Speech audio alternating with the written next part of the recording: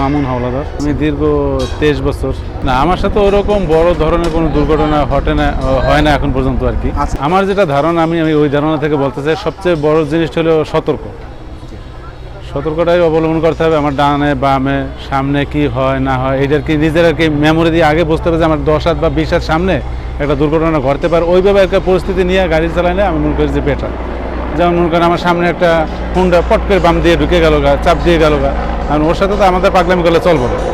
এই যেরকম ওই কিছুদিন আগে একটা ঘটনা ঘটছে, মানে আমি ইউটার্ন নিতে আসি, ও দেখতে এসে তারপর ব্রেক করার সাথে সাথে ওই হুন্ডার কি স্লিপ কাইডে আমার গাড়ির পিছনের চাকা আর কি কাছাকাছি চলে আসছিল, আমার গাড়ির সাথে কোনো টাচই হয় না। আমি দেখেই আর কি বুঝতে পারছে যে গাড়িটা ইউটার্ন নেবে, কিন্তু ওইভাবে যদি দূর থেকে সতর্ক হয়ে আসছে তাহলে আর কি এরকম কোনো দুর্ঘটনা ঘটে না আর কি, আমার যেটা ধারণা। এই যে ওখানে লোকজন ছিল, ওনারা বলছে সম্পূর্ণ দোষ তো আপনার, আপনি অত স্পিডে আসছেন, তা দেখতেছেন গাড়িটা ইউটার্ন নিতে আসছে বা কিছু, আপনি ওইভাবে সতর্ক থাকবেন না। মানে আমার আর কিছু বলেন, আমার বলে ভাই আপনার কোনো দোষ না, ভুল না, আপনার গাড়ির সাথেও কোনো টাচ না, কিছু না, অতএব সম্পূর্ণ ভুল ওনারই। ওই এলাকার লোকজন বললে আমার ছেড়ে দিল।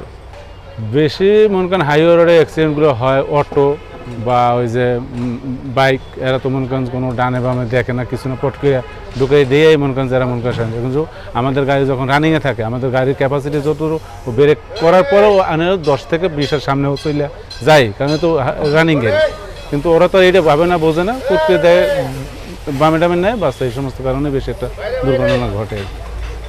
না, আমি ওদেরকে বলতে চাই সবচেয়ে বড় কথা হলো সতর্ক। দেখে শুনে গাড়ি চালালে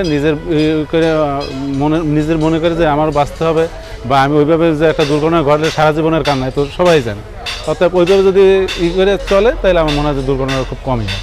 সচেতনটাই সবচেয়ে বড়।